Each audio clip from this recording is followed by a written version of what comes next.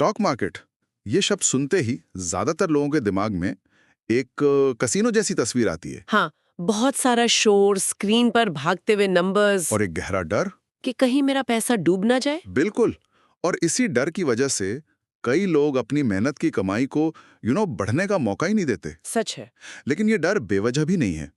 मतलब बिना किसी स्ट्रैटेजी के मार्केट में उतरना तो वाकई रिस्की हो सकता है। हो सकता है, बिल्कुल। पर मजे की बात यह है कि निवेश का एक ऐसा तरीका भी है जो इस पूरे शोर शराबे और कॉम्प्लेक्सिटी को पूरी तरह से नकारता है। एक ऐसा तरीका जो सिर्फ एक नियम पर टिका है। हाँ, सिर्फ एक नियम पर। और वो नियम सुनने में इतना सिंपल है कि यकीन करना मुश्किल हो जाए। हम बात कर रहे हैं फिल टाउन की रूल 1 इन्वेस्टिंग की। इनका पहला नियम है पैसे मत खोना। और दूसरा नियम? नियम 1 को कभी मत भूलना। अब सवाल यह है कि सिर्फ इस एक लाइन के भरोसे कोई निवेश कैसे कर सकता है। आज की हमारी ये पूरी बातचीत इसी पहेली को सुलझाने के बारे में है। बिल्कुल। आज हम ये समझने की कोशिश करेंगे कि ये फिलॉसफी कैसे एक आम इंसान को एक समझदार निवेशक में बदल सकती है। ये किसी जटिल चार्ट्स या भविष्यवाणी के बारे में नहीं है। ये बिजनेस को समझने के बारे में है। हाँ, और एक तर्कसंगत ढांचे पे काम करने के बारे में। चलिए, तो फिर शुरू से शुरू करते हैं। ये फिल टाउन थे कौन? मैंने सुना है कि इनका कोई फाइनेंस का बैकग्राउंड नहीं था, कोई वॉल स्ट्रीट के एनालिस्ट वगैरह नहीं थे ये। यही तो इनकी कहानी का सबसे मजेदार हिस्सा है। फिल टाउन एक रिवर गाइड थे। River guide? हाँ, मतलब उनका काम था लोगों को खतरनाक नदियों में राफ्टिंग करवाना। फाइनेंस की दुनिया से तो दूर दूर तक कोई लेना देना नहीं था। एक रिवर गाइड से इन्वेस्टमेंट गुरु, ये तो ना। मतलब कमाल की जर्नी तो है। ये बदलाव आया कैसे? ये बदलाव एक राफ्टिंग ट्रिप के दौरान ही आया। उनकी नाव में एक बुजुर्ग और बहुत अमीर क्लाइंट थे जो असल में वॉरेन बफेट की फिलॉसफी के एक बहुत बड़े फॉलोवर थे। उन्होंने देखा कि फिल बहुत कम पैसों में गुजारा कर रहे हैं, तो इस ट्रिप पर उस बुजुर्ग ने फिल को निवेश के वो बुनियादी सिद्धांत सिखाए जो वॉरेन बफेट यूज करते हैं। और फिल ने उन्हें सीख लिया? हाँ, और न सिर्फ सीखा बल्कि सिर्फ 5 सालों में $1000 से $1 मिलियन बना दिए। वाह! तो मतलब ये फिलॉसफी किसी एमबीए क्लासरूम से नहीं, बल्कि एक नदी के किनारे से निकली है। बिल्कुल, शायद इसीलिए ये इतनी सीधी और प्रैक्टिकल है। उनके जो वो गैर पारंपरिक बैकग्राउंड है ना, वही इस फिलॉसफी की सबसे बड़ी ताकत है। ये इस बात का सबूत है कि आपको कोई फैंसी डिग्री नहीं चाहिए। सही कहा। बस सही मानसिकता, अनुशासन और एक साफ फ्रेमवर्क चाहिए। तो चलिए उस फ्रेमवर्क पर आते हैं। फिल टाउन कहते हैं कि आपको बाजार की हर कंपनी पर नजर रखने की जरूरत नहीं है, आपको बस कुछ बेहतरीन बिजनेस चाहिए। और इन बिजनेस को खोजने के लिए उन्होंने एक 4 पिलर वाला फ्रेमवर्क बनाया है। हाँ, MMMO फ्रेमवर्क, ये एक तरह की मेंटल चेकलिस्ट है जो निवेश के फैसलों से भावनाओं को हटाकर तर्क को सबसे आगे रखती है। बिल्कुल। इसमें पहला एम है मीनिंग यानी अर्थ, दूसरा एम है मोट यानी खाई, तीसरा एम है मैनेजमेंट यानी प्रबंधन। और ओ का मतलब है मार्जिन ऑफ सेफ्टी, सुरक्षा का मार्जिन। एकदम सही। ठीक है, तो आज मैं एक आम निवेशक की तरह सोचता हूं और इस फ्रेमवर्क का इस्तेमाल करके काल्पनिक पोर्टफोलियो बनाने की कोशिश करता हूं। तो पहला फिल्टर है मीनिंग। इसका असल में क्या मतलब है? इसका सीधा सा मतलब है सिर्फ उन कंपनियों में निवेश करें जिनका बिजनेस आप आसानी से समझ सकते हैं। अच्छा। पीटर लिंच, जो एक और महान निवेशक थे, कहते थे अगर आप किसी कंपनी के काम को एक बच्चे को नहीं समझा सकते तो आपको उसमें निवेश नहीं करना चाहिए। ये तो बहुत पावरफुल फिल्टर है ना? अगर आपको ये नहीं पता कि कंपनी पैसा कैसे कमाती है तो आप निवेश नहीं, जुआ खेल रहे हैं। सही बात है। तो अगर मैं अपनी लिस्ट बनाऊं तो मैं उन कंपनियों को देखूंगा जिनके प्रोडक्ट्स मैं रोज देखता हूं या इस्तेमाल करता हूं। जैसे मान लीजिए एशियन पेंट्स, मुझे पता है कि वो पेंट बनाते और बेचते हैं। या फिर नेस्ले, क्योंकि मैं उनके प्रोडक्ट्स खरीदती हूँ। बिल्कुल। इस फिल्टर से तो मैं किसी जटिल सॉफ्टवेयर या बायोटेक कंपनी को तुरंत अपनी लिस्ट से हटा दूंगा, क्योंकि मुझे उनका बिजनेस मॉडल रत्ती भर भी समझ नहीं आता। और ये पहला कदम ही आपको 90% गलतियों से बचा लेता है। आप सिर्फ उन कंपनियों के दायरे में आ जाते हैं जहां आपकी समझ आपका सबसे बड़ा हथियार बन सकती है। ठीक है, तो मेरी लिस्ट में अब वो कंपनियां हैं जिन्हें मैं समझता हूं, लेकिन सिर्फ समझना ही तो काफी नहीं होगा ना। नहीं, बिल्कुल नहीं। ऐसी कई कंपनियां हैं जो समझ तो आती हैं पर शायद बाजार में टिक ना पाए। यहीं पर शायद आपका दूसरा पॉइंट मोट काम आता है। आपने बिल्कुल सही पकड़ा। मोट या खाई, ये वॉरेन बफेट का दिया हुआ शब्द है। इसका मतलब क्या है? एक सुरक्षा दीवार? हाँ, एक तरह से इसका मतलब है कंपनी का वो स्थायी प्रतिस्पर्धी लाभ, जिसे सस्टेनेबल कॉम्पिटिटिव एडवांटेज कहते हैं, ये प्रतियोगियों को दूर रखता है, ठीक वैसे ही जैसे एक महल के चारों ओर की खाई दुश्मनों को दूर रखती है। एक मजबूत मोट ही किसी कंपनी को लंबे समय तक मुनाफा कमाने की ताकत देता है। तो ये मोट कितने तरह के हो सकते हैं? क्या सिर्फ एक मजबूत ब्रांड अपने आप में एक मोट है? हाँ, ब्रांड एक बहुत शक्तिशाली मोट है। इसे ब्रांड मोट कहते हैं। एप्पल इसका सबसे बेहतरीन उदाहरण है। लोग उनके फोन के लिए ज्यादा पैसे देने को तैयार है सिर्फ उस ब्रांड की वजह से। दूसरा होता है कॉस्ट एडवांटेज या लागत का लाभ, जैसे रिलायंस या डी-मार्ट। अपने विशाल स्केल की वजह से ये अपनी लागत इतनी कम कर लेते हैं कि कोई छोटा प्रतियोगी उस कीमत पर सामान बेच ही नहीं सकता। और आजकल नेटवर्क इफेक्ट की भी बहुत बात होती है। वो शायद आज के डिजिटल युग का सबसे मजबूत मोट है। फेसबुक, व्हाट्सएप या भारत में यूपीआई प्लेटफॉर्म्स। जितने ज्यादा लोग इस्तेमाल करते हैं उतने ही वैल्यूएबल बन जाते हैं। एकदम।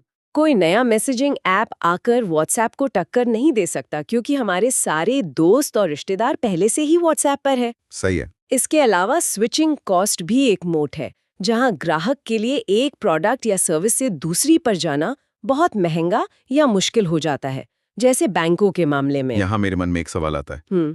आज की दुनिया में जहाँ टेक्नोलॉजी इतनी तेजी से बदल रही है, क्या कोई भी मोट हमेशा के लिए सुरक्षित रह सकता है? जैसे कोडैक का ब्रांड मोट तो बहुत मजबूत था, पर डिजिटल कैमरे ने उसे खत्म कर दिया। ये एक बहुत ही जरूरी सवाल है और इसका जवाब है नहीं। कोई भी मोट हमेशा के लिए सुरक्षित नहीं होता। अच्छा। इसीलिए एक निवेशक का काम सिर्फ मोट खोजना नहीं, बल्कि लगातार ये भी देखना है कि वो मोट समय के साथ और मजबूत हो रहा है या कमजोर। कोडैक या नोकिया जैसी कंपनियां ये समझने में नाकाम रहीं कि टेक्नोलॉजी उनके मोट को खत्म कर रही है। मतलब हमें हमेशा चौकन्ना न होगा। बिल्कुल। एक अच्छा निवेशक हमेशा इस खतरे से आगाह रहता है। बहुत बढ़िया पॉइंट है। तो मान लीजिए मैंने एक ऐसी कंपनी ढूंढ ली जिसे मैं समझता हूं और जिसके पास एक मजबूत टिकाऊ मोट भी है। अगला कदम क्या है? यहाँ मैनेजमेंट की भूमिका आती है ना? हाँ, और ये शायद सबसे नाजुक कड़ी है। फिल टाउन कहते हैं, आप एक शानदार बिजनेस में एक बुरे मैनेजर के साथ निवेश कर सकते हैं और जल्दी ही आपके पास एक बुरा बिजनेस होगा।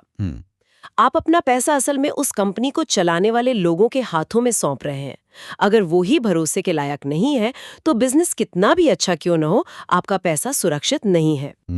तो मैनेजमेंट को परखने का कोई तरीका है? हम उनकी ईमानदारी या काबिलियत को कैसे माप सकते हैं? इसके लिए कुछ साफ संकेत होते हैं।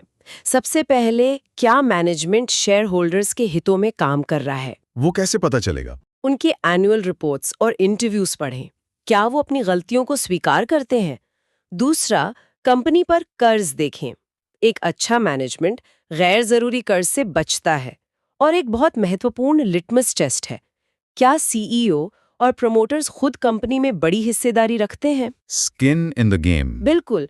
अगर वो खुद अपनी कंपनी पर दांव नहीं लगा रहे, तो आपको क्यों लगाना चाहिए? और वो कौन से रेड फ्लैग्स या खतरे के संकेत हैं जिनसे हमें दूर रहना चाहिए? कुछ संकेत तो बहुत साफ होते हैं, जैसे अगर कंपनी के बड़े अधिकारी बार बार इस्तीफा दे रहे हैं या अकाउंटिंग में हेरफेर के आरोप लग रहे हैं, तो ये बहुत बड़े रेड फ्लैग्स हैं। जैसे सत्यम के केस में हुआ था। एकदम सही। वो भारत में इसका सबसे बड़ा उदाहरण है। एक शानदार बिजनेस सिर्फ मैनेजमेंट की धोखाधड़ी की वजह से रातों रात डूब गया। इसलिए बिजनेस के साथ साथ उसे चलाने वाले लोगों पर भरोसा होना बेहद जरूरी है। ठीक है, मतलब बेहतरीन कंपनी मिल भी जाए तो उसे किसी भी दाम पर खरीदना समझदारी नहीं है। मुझे लगता है यहीं पर आपके फ्रेमवर्क का चौथा और आखिरी हिस्सा, मार्जिन ऑफ सेफ्टी, सबसे अहम हो जाता है। बिल्कुल, यही रूल 1 इन्वेस्टिंग का सार है। मार्जिन ऑफ सेफ्टी का मतलब है किसी कंपनी की असली कीमत, मतलब इंट्रिंसिक वैल्यू से काफी कम दाम पर स्टॉक खरीदना। अच्छा। ये ऐसा ही है जैसे आप 1000 रुपए की चीज को सेल में 600 रुपए में खरीद रहे हो। वो 400 रुपए का डिस्काउंट ही आपका सुरक्षा का मार्जिन है। लेकिन इसके पीछे का लॉजिक क्या है? ये इतना जरूरी क्यों है? इसके पीछे की साइकोलॉजी बहुत गहरी है। ये आपको 2 सबसे बड़ी गलतियों से बचाता है। पहली, अपनी खुद की गलती। अपनी गलती मतलब? हो सकता है आपने कंपनी की असली कीमत आंकने में कोई भूल कर दी हो। अगर आपने उसे सस्ते में खरीदा है, तो आपकी गलती के बावजूद आपके पैसे डूबने का खतरा कम हो जाता है। समझ गया। और दूसरी, ये आपको भावनाओं में बहकर, मतलब जब हर कोई किसी स्टॉक को खरीद रहा हो और उसकी कीमत आसमान छू रही हो, तब उसे खरीदने से रोकता है। ये आपको लालच से बचाता है और धैर्य रखना सिखाता है। ठीक है, तो ये 4 स्तंभ हो गए, मीनिंग, मोट, मैनेजमेंट और मार्जिन ऑफ सेफ्टी। ये सब बिजनेस की क्वालिटी और खरीदने की कीमत के बारे में है। लेकिन क्या कुछ ठोस नंबर्स भी हैं, कोई डेटा पॉइंट्स जिनसे हम इन वंडरफुल बिजनेसेस को पहचान सकें? हाँ, बिल्कुल।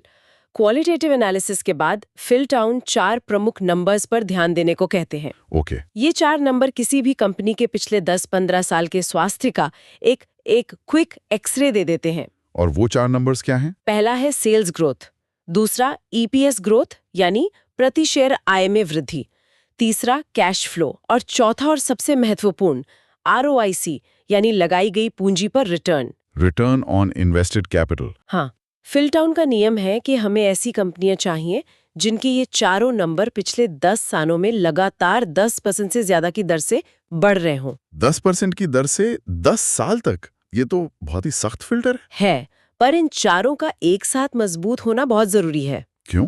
क्योंकि ये चारों मिलकर एक पूरी कहानी बताते हैं। कई बार कंपनियां सेल्स ग्रोथ तो दिखाती है, पर उनका कैश फ्लो नेगेटिव होता है। इसका मतलब है कि वो पैसा जलाने वाला बिजनेस है, जो बाहर से पैसा उठाए बिना चल ही नहीं सकता। सही कहा। इसी तरह ईपीएस ग्रोथ दिखाता है कि मुनाफा शेयरधारकों तक पहुंच रहा है, और आरओआईसी ये बताता है कि मैनेजमेंट कितना कुशल है। मतलब अगर कोई कंपनी अपने बिजनेस में लगाए गए हर 100 रुपए पर लगातार 15-20 रुपए कमा रही है, तो इसका मतलब है कि वो एक असाधारण बिजनेस है। सिर्फ एक नंबर अच्छा होने से कुछ नहीं होता, चारों का एक साथ मजबूत होना ही असली कहानी बताता है। तो अगर हम अपनी काल्पनिक लिस्ट वाली कंपनी एशियन पेंट्स को इस पर परखें, उसका मीनिंग साफ है, मोट जबरदस्त है, मैनेजमेंट की प्रतिष्ठा अच्छी है, और अगर हम उसके पिछले 10-15 साल के नंबर्स देखें तो सेल्स, ईपीएस, कैश फ्लो और आरओआईसी लगभग सभी में लगातार डबल डिजिट ग्रोथ है। तो ये एमएमएमओ फ्रेमवर्क के हर पैमाने पर खरी उतरती है। बिल्कुल। और जब ऐसी कोई कंपनी बाजार की किसी अस्थायी घबराहट की वजह से अपनी असली कीमत से 30-40% नीचे मिल जाए, तो रूल नंबर 1 इन्वेस्टर के लिए वही खरीदारी का सबसे अच्छा मौका होता है। एकदम सही। इस पूरी फिलॉसफी में एक बात बार बार सामने आ रही है, और वो है धैर्य और लंबी अवधि की सोच। ऐसा लगता है कि ये जल्दी अमीर बनने की कोई स्कीम नहीं है। ये उससे बिल्कुल उलट है। ये धीरे धीरे और निश्चित रूप से संपत्ति बनाने का एक अनुशासित तरीका है। वॉरेन बफेट का वो प्रसिद्ध कथन यहाँ बिल्कुल फिट बैठता है। स्टॉक मार्केट अधीर लोगों से धैर्यवान लोगों तक पैसा ट्रांसफर करने का एक उपकरण है। हाँ, एक बार जब आपने एक बेहतरीन बिजनेस को सही कीमत पर खरीद लिया, तो आपका काम लगभग खत्म हो जाता है। फिर आपको उसे बस बढ़ने का समय देना होता है। यानी रोज रोज कीमत देखने के बजाय बिजनेस के परफॉर्मेंस पर ध्यान देना। सही कहा। असली खेल धैर्य का है, पेशेंस का। जब आप एक अच्छे बिजनेस में हिस्सेदार बनते हैं, तो आपका निवेश समय के साथ कंपाउंड होता है। धन अनुशासन से बनता है, जल्दबाजी या घबराहट से नहीं। आपको बाजार के रोज के शोर से खुद को दूर रखना होता है और अपने चुने हुए बिजनेस पर भरोसा रखना होता है। तो आज की इस पूरी बातचीत को अगर समेटा जाए तो फिलटाउन का ये एमएमएफ फ्रेमवर्क और 4 नंबर्स की चेकलिस्ट किसी भी आम इंसान को एक शक्तिशाली टूल देती है। बिल्कुल। ये निवेश को अटकलबाजी से हटाकर बिजनेस के मालिकाना हक की सोच की तरफ ले जाती है। और ये सब कुछ उन 2 सरल नियमों पर आकर टिक जाता है जिनसे हमने शुरुआत की थी। हाँ, ये पूरा फ्रेमवर्क असल में सिर्फ ये सुनिश्चित करने के लिए है कि आप नियम नंबर 1 को न तोड़ें। बिल्कुल। नियम नंबर 1 पैसे नॉट खोना, और नियम नंबर 2 नियम नंबर 1 को कभी मत भूलना। सही। इस चर्चा को खत्म करने से पहले मैं सुनने वालों के लिए एक विचार छोड़ना चाहूंगी। जरूर। अगर आज सिर्फ पहला फिल्टर यानी मीनिंग या समझ को अपने रोजमर्रा की जीवन पर लागू किया जाए, तो ऐसी कौन सी 3 कंपनियां होंगी जो आपकी पहली निवेशी सूची में आ सकती हैं? और उससे भी ज्यादा जरूरी, ऐसी कौन सी लोकप्रिय कंपनियां हैं जिन्हें आपको अपनी लिस्ट से तुरंत हटाना पड़ेगा, क्योंकि आप असल में ये नहीं समझा सकते कि वो पैसा कैसे कमाती हैं? ये छोटा सा अभ्यास किसी के भी निवेश की नजरिए को हमेशा के लिए बदल सकता है।